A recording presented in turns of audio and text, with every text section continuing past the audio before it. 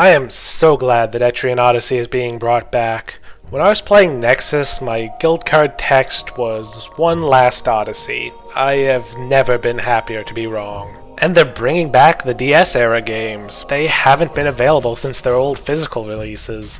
But at the same time, remaking these is kind of an odd decision. The 3DS games are much more popular and well regarded. They're where the games went from simply being throwbacks to classics like Wizardry to really developing their own identity.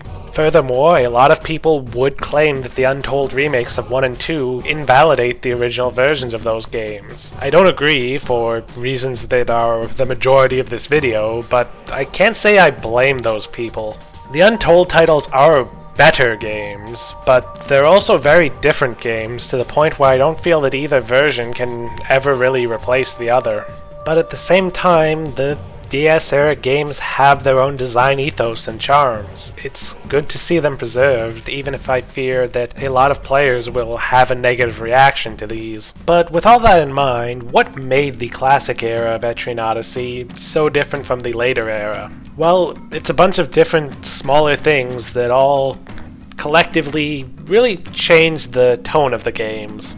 There's lower TP limits, meaning that running out too quickly is a very real problem. You'll actually use your normal attacks just to stretch out your TP reserves and get a little further in. You don't make as much money, particularly early on, and reviving KO'd and petrified party members costs a premium. It makes it a bit of a struggle to get by in the early game and really makes you want to get the most out of each run.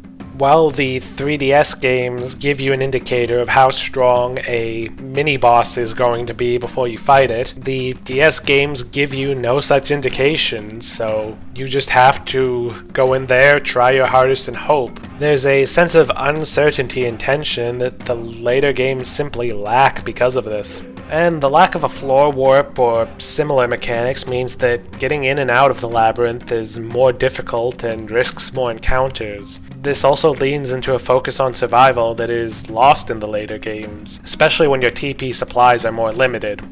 This may all sound like the older games are just worse, but it's really about the feel of the game, that nebulous aspect of an experience that is the hardest part to articulate, and yet in my view the most important aspect of any video game. 3DS Etrian Odyssey has a more heroic fantasy feel. You have powerful abilities you can use quite freely, and the emphasis is on the exceptional combat design.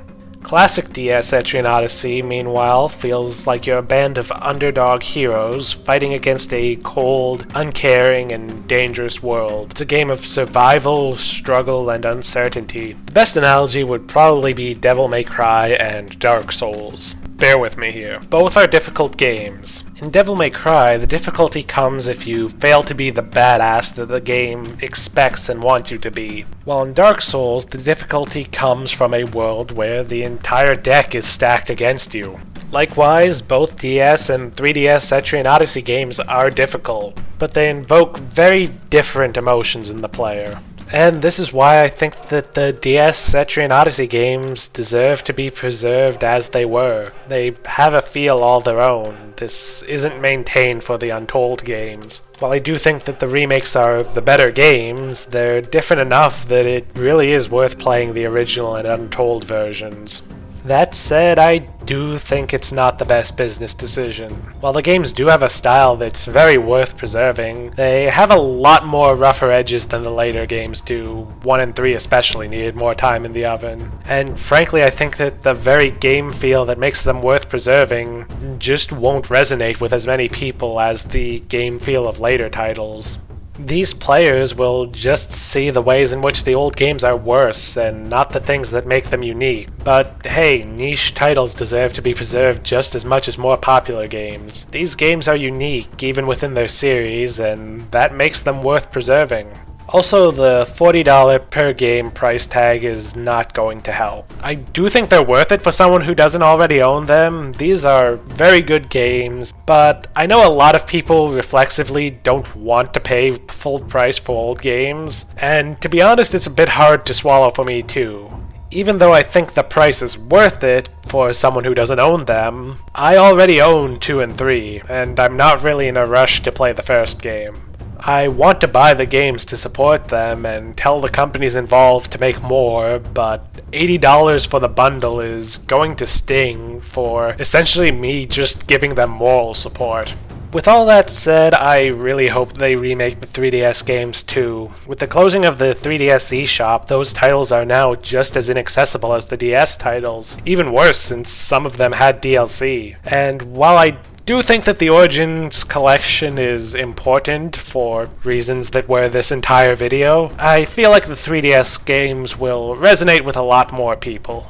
As I said at the start, I am extremely glad Etrian Odyssey is coming back. It's one of my all-time favorite series since I first played the second game when I was, 12 I think?